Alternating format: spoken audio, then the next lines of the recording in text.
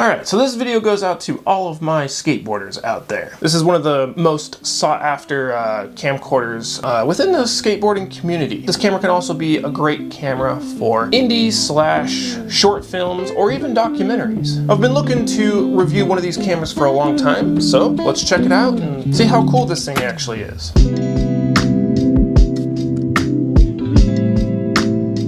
Hey there, welcome back to my camera collection. If you're new around here, we like to review retro camcorders from the past. We like to review them and check out the footage that comes out of them, along with how you can capture your footage from old tapes and a lot of other accessories that make these camcorders much more usable and fun to use. If you're into old school camcorders like I am, maybe consider subscribing. So today we're going to be looking at the Panasonic HVX200. We'll look at some of the specs on this camera, and we'll go around and look at the physical features, and at the end of the video we will share some of the test footage that comes out of it. So with that being said, let's get into today's video. So this is probably going to be a little bit of a longer video today, just because this is a packed camera. There's a lot to talk about on it. There's quite a bit of physical features on it. At the end of the video, when I show the test footage, last weekend before filming this video, I went up to Salmon, Idaho. Don't know if anybody out there has heard of that town, but it's pretty much like right smack dab in the middle of Idaho. And I went and filmed at a couple skate parks. If you're just looking for the test footage, it will be at the end, so you can just go ahead and skip forward if you want. But we'll go ahead and I'll tell you a little bit about this camera. I got this camera off of Macari. It did come from New Jersey, Rhode Island, or New Jersey, one of the two. Yeah, the listing was, it showed that it was in really good shape, and it came with a bunch of accessories, which I'll show you. So it came with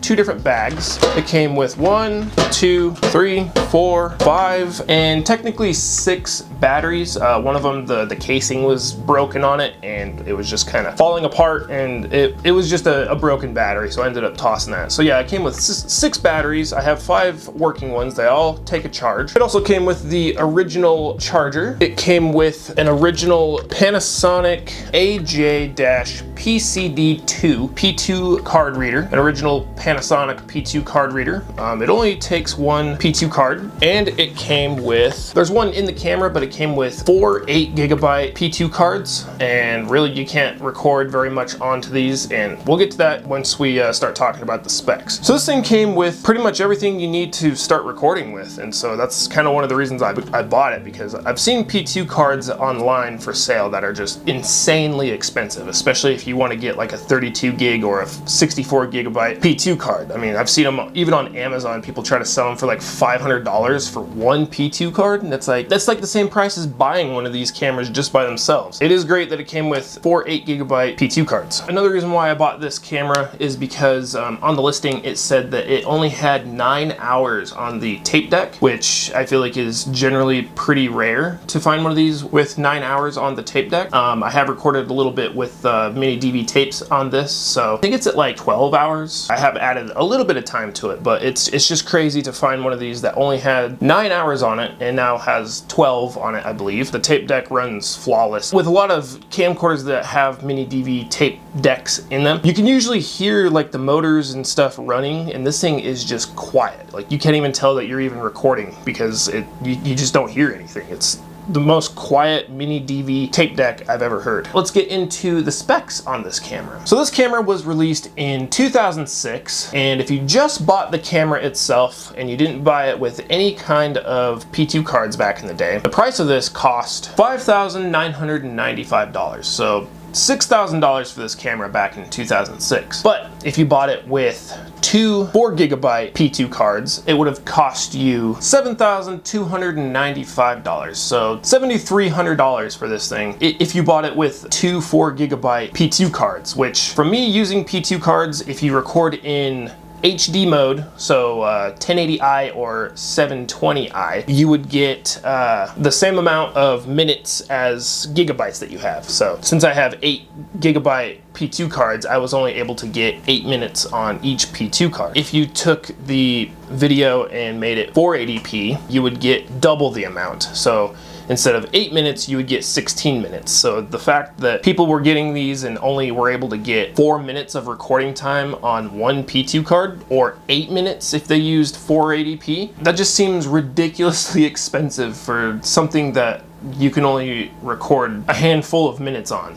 You might as well just go get yourself a Super 8 camera, because I think those have like 3.5 minutes of film on those cartridges. So I don't know. I don't really understand why they were so expensive and why they still are so expensive. I guess you could buy this with 2 8GB P2 cards with the camera, and that would have cost you $9,995 for this camera plus 2 8GB P2 cards.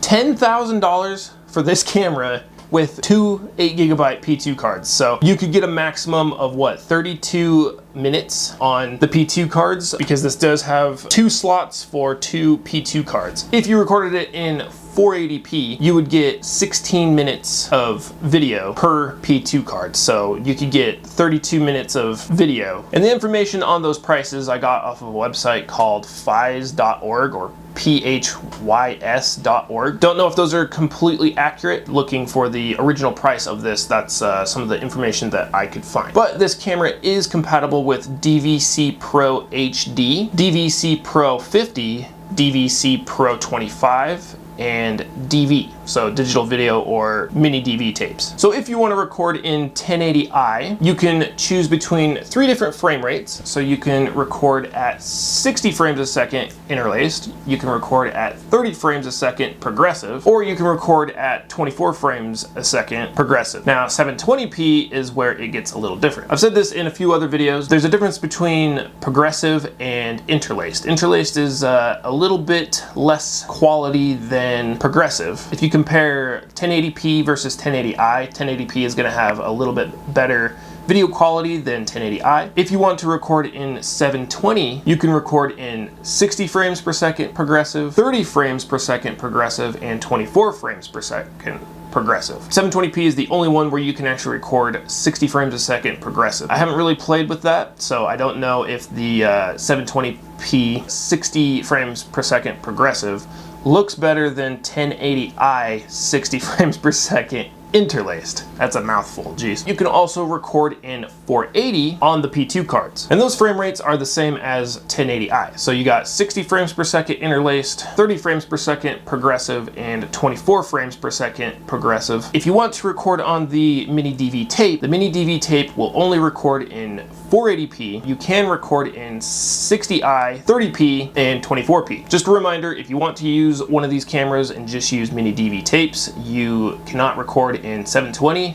or 1080. It's only 480. You can still use 60 frames per second on the mini DV tapes. It does have a 1/3 of an inch 3 CCD sensor in it, or 3/3 of an inch CCD sensors, if that makes sense, because there's 3 different sensors within a 3 CCD sensor. I wasn't able to find how many pixels that creates. I looked at a few different websites. Most of my information I am getting my specs from is B&H Photos, so they still have information on this camera within their specs and what they think of it. And I feel like this goes with any other kind of camcorder, but if you record in 1080 or 720, your aspect ratio will be 16:9, but if you record in 480, you will have a 4:3 aspect ratio. This camera does have a 13 times optical zoom, which in my opinion, it's a little low. It'll still get the job done. It's not terrible. An 18 to maybe a 20 times optical zoom would have been a little bit better, but 13 is not bad. It doesn't have a digital zoom in it, so you only get a 13 times optical zoom, which in my opinion isn't terrible because, let's face it, digital zoom just looks like crap anyway. Now I'm still kind of learning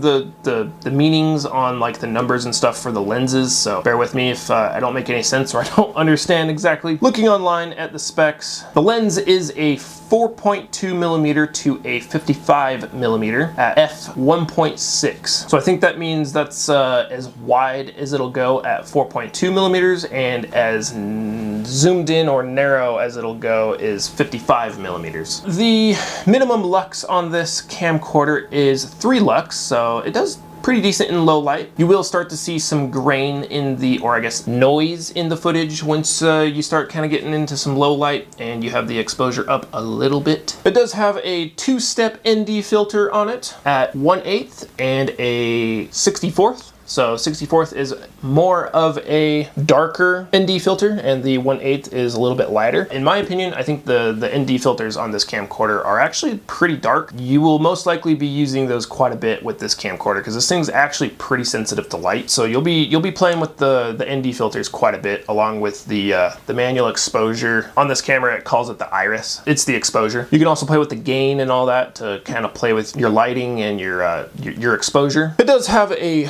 wonderful 3.5-inch LCD screen, and in my opinion, Panasonic makes the best LCD screens. They're definitely a lot better than Canon and Sony, in my opinion. They're just, I don't know, they have a very clear image on them. They're not cluttered with a bunch of stuff. They look really good, and they work very good in daylight and bright situations and stuff. I don't know, just Panasonic just makes the best LCD screens, especially on their more professional camcorders. The viewfinder is a 0.44-inch viewfinder, almost a half-inch viewfinder. Looking at it, it looks like a huge viewfinder, but I think they make it big like that so you can really cup it around your eye and makes it a lot more comfortable. Instead of it just kind of poking your eye, it'll kind of just cup around your eye. But when you do look in the viewfinder, it does kind of look like it's small, so it looks like you could kind of make it a little bit bigger, especially with how big the viewfinder is. I mean, this thing is thick. It's a thick boy. It is nice though because it does rotate, I think, a little bit past 90 degrees. Just barely, I'd say like maybe 95 degrees, 92 degrees. So you do get a very nice range on it. Now this thing does have a SD card slot, and it's not for taking pictures, it's for scene file sharing. From my understanding is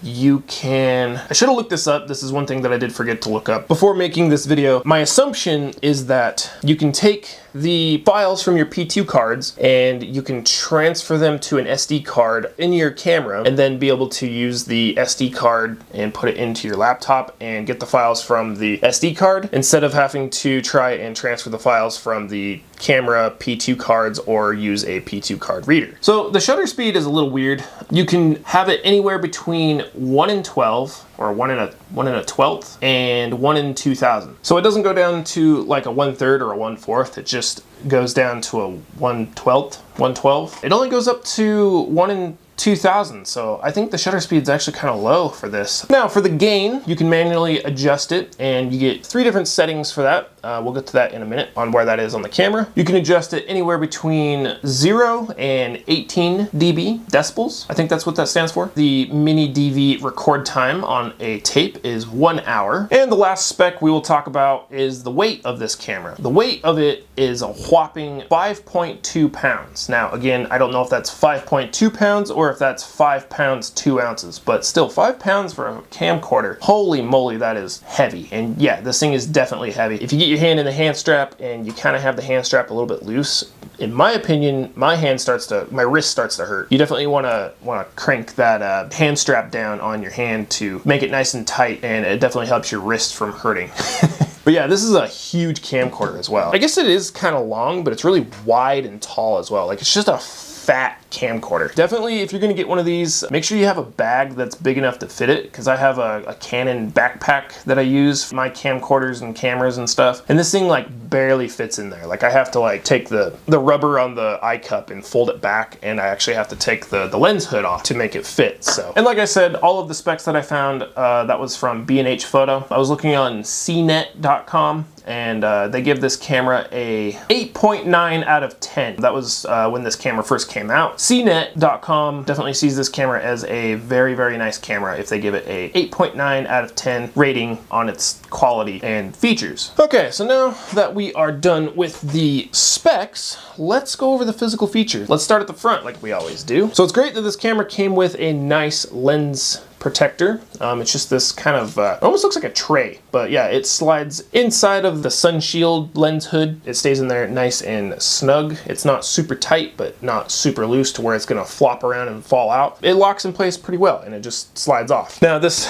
lens hood does come off, just like any other camcorder that has a lens hood. It's a little screw here on the right side of the camera, and then you just turn it counterclockwise, and there you go. So this camcorder has a insanely huge lens thread diameter. diameter on it at 82 millimeters. Whoever owned this before did put a step down ring on it. So this one is an 82 to a 72 millimeter. Whoever owned this was definitely using it for skateboarding, because I went and looked at the files that were on the P2 cards. Whoever owned it was filming a skateboard competition at some skate park. You do want to use a fisheye on this camcorder for skateboarding, because that's what this camera is very popular for, is to film skateboarding. The biggest fisheye that I know that is produced is a 72 millimeter lens thread diameter for it. If you do get one of these, you will have to get a 82 to 72 step down ring for it to work, which this one already has. So you do get two manual adjustment rings here. The big one here on the front is your focus ring, and the one on the back here is your manual zoom. If you're using the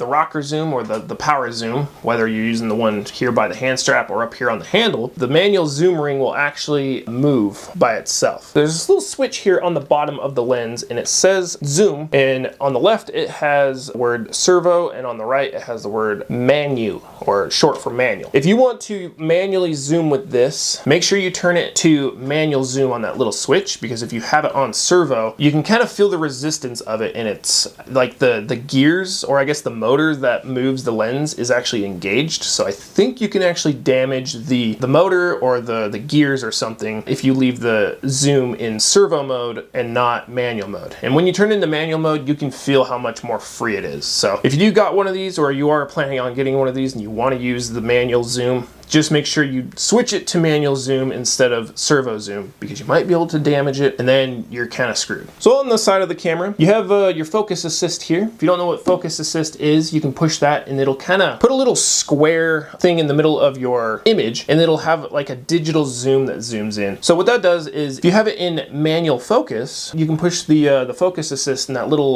box will pop up with the digital zoom, and it'll help you kind of fine tune your manual focus. That way you can kind of be zoomed in on an object, and you can kind of get a little bit more detail and see how fine your manual focus is. You can push it to turn it on and then push it to turn it off, and that's pretty much what that does. You have your focus switch here. At the top you have A, and then in the middle you got M, and then a little infinity sign. So if you have it in A, that's automatic mode, M is manual mode, and the infinity sign is infinite focus. Pretty much what that does is it focuses all the way out instead of focusing all the way near. So you can bring that down once you're in manual mode, and you can hold it down and it'll just focus as far out as it'll go, and then it'll kind of spring back up to manual focus. Another thing that you can do with that is you can use the push auto. So that is if you're in manual mode and you have it manually focused, for whatever reason you just need to hurry and quickly like focus in on something real quick, you can push the push auto, and it will automatically focus on whatever you have, and then kind of just go back into manual focus mode. It does have your 2-step ND filter here. On the bottom is off, in the middle is your 1/8, and on the top is your 1/64. On the bottom you do have this wheel right here, and it is your iris adjust, so you can adjust the manual iris or your manual exposure. On the front here you have your auto white balance button, so you can turn your auto white balance on or off. On the side here you have your iris button, so you can turn the manual iris on or off, but you can also kind of help fine tune it with your gain switch here, and you can go into the menu and you can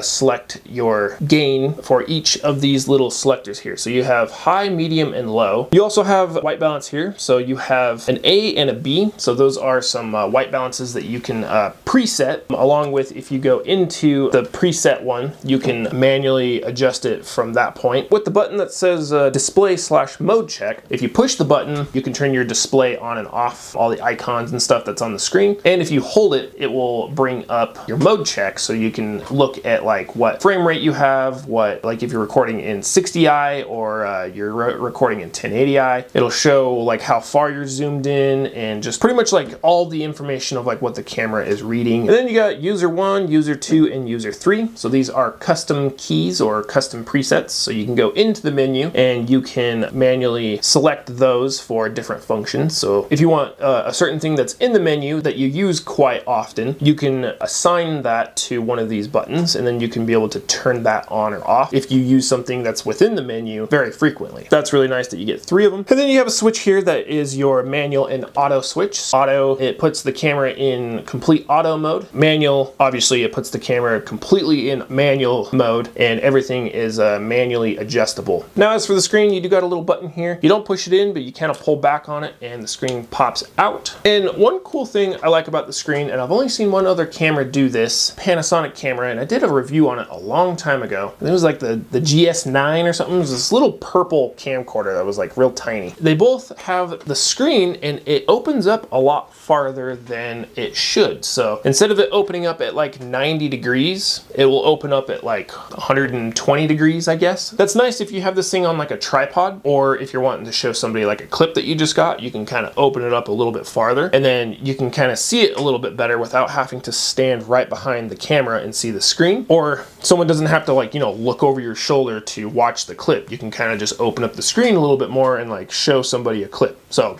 that's really cool. I really like that this camera does that. Let's look on the inside of the camera here. You do have the bars button. You do got your manual shutter button, so you can turn the manual shutter on or off. Minus and plus on the shutter, so you can adjust the shutter up and down. All these switches here with the kind of orange accents, those are all of your XLR channel adjustments. So you have adjustments for the channel 1 and channel 2. You got the counter and the reset, so you can adjust like the time and date and stuff like that, the counter reset and all that kind of stuff. You have zebra, so you can manually adjust the zebra. You do get 80% zebra and 100% zebra. Along with that, you do have your OIS, which is your optical image stabilization. Let's talk about the viewfinder real quick, that way I can move it out of the way. There are some little grooves right here with a wheel, and that's how you can adjust the focus for the viewfinder. This one is very stiff though. I don't know if it's supposed to be like that, but this one is pretty stiff. It's not like a crusty stiff, it's just it don't want to spin very well. And on the back right behind, or I guess below the viewfinder, is your P2 card slots, and you get 2 of them. They're kind of weird though, because you have these little buttons here and you'd think that it would just pop it out, but you push the button and then the like button pops really far out, and then you push it again and it locks in, and then it pushes the P2 card out. Coming down just a little bit, you have a scene file. You have F1 all the way up through F6. That's kind of a cool little system. I think you can go into the settings and I think you can adjust those to the different kind of files that you want, but it kind of changes the look of your video in kind of different cinematic looks to it. So it'll kind of be a little bit more gray, or it'll be a little bit more warm, a little bit more sharp.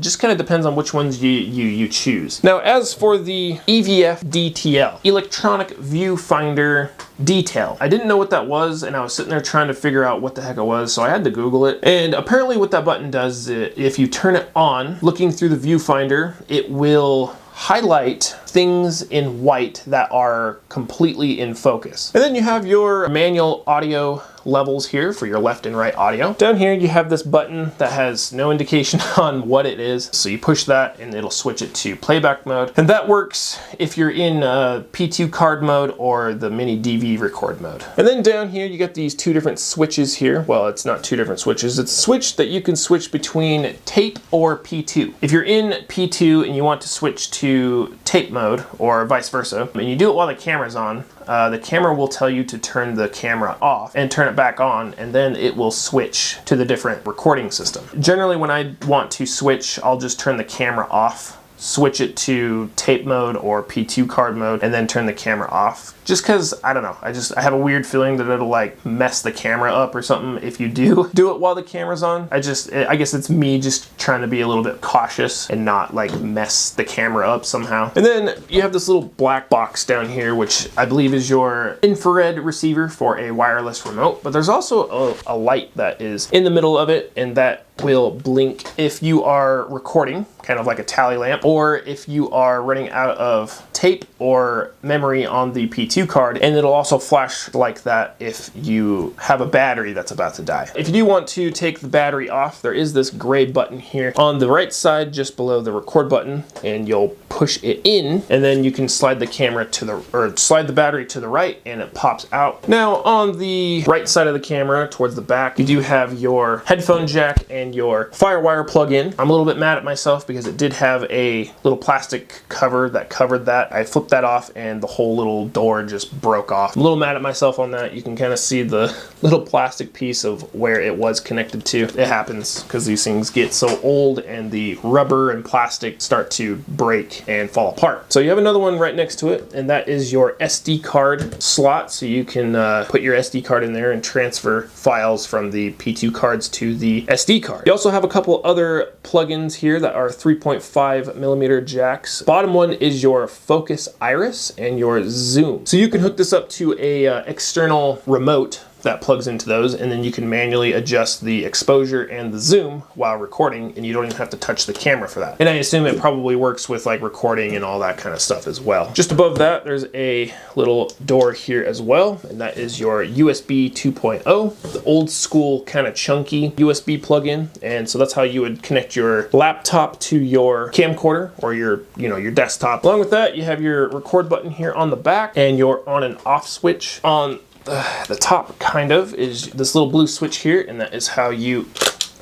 eject your tape, just like any other mini DV camcorder. Now here you have a record check. Record check is kind of it's a quick little playback button. So it's kind of like an end search button almost. So you can go back and just quickly watch the clip that you just recorded. Kind of like the end few seconds of your clip. You got another little compartment here, and this is your compartment for your full RCA plugin or your composite plugin. I always call it component for some reason, but it's your full yellow, white, and red RCA plugins. Another plugin, which is your S-Video out and in, along with your component out. So I think that's like a VGA plugin. Now I'm glad that it actually has these, but you have two little covers for your XLR plugins here. So you can have two different XLR mic attachments to this. So you can have it hooked up for interviews or podcasts or something like that, documentaries, or you can just hook one up. And these cameras usually come with an XLR bracket that sits right here, and you can unscrew it, put a shotgun XLR mic into it. And then on the front, you do have a couple switches here, which is your input for line 1 and line 2, and one is for line and one is for mic. We'll go underneath the handle here. You have your record options here. If you want to record something to the camcorder, so you want to hook this up, let's say like a VCR or something like that, and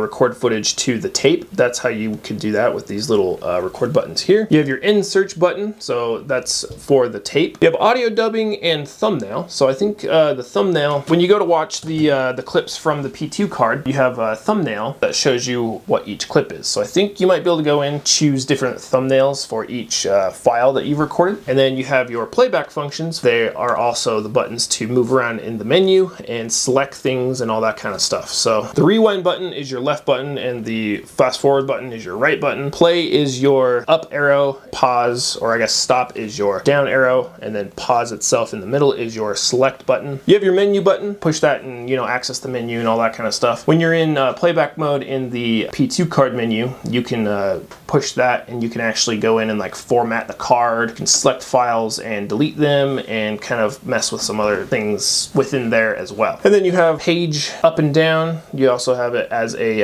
audio monitor and VAR variable. Up on top of the handle, you have a 1/4 inch thread here. So I assume you can actually add a few different accessories onto the handle if you want to. On the side of the handle, you have another switch here that is highlighted in orange. You have a handle zoom. That switch is your speed for how fast the zoom is, which is a 1, 2, and a 3, or a low, medium, and a high. Talking about the zoom on the top, it is kind of like a rocker zoom, because usually it's more of a button where you push zoom in and zoom out. But this one, it kind of rocks, and it's similar to like the big one you have here by the hand strap. I think it's more of a variable zoom, so you can zoom fast or you can zoom slow. So this is the first camera I've seen that is like that. Along with that, you have a second record button up on the handle. You also have the cold shoe that I was talking about, which is a little dusty. So you can attach, extra mics, lights, other accessories that you would need for that. Obviously, your stereo microphone here on the front, the built-in microphone. Other than that, you do have a playback speaker here on the side for when you're watching your files back. It gets pretty freaking loud. I think that's pretty much everything.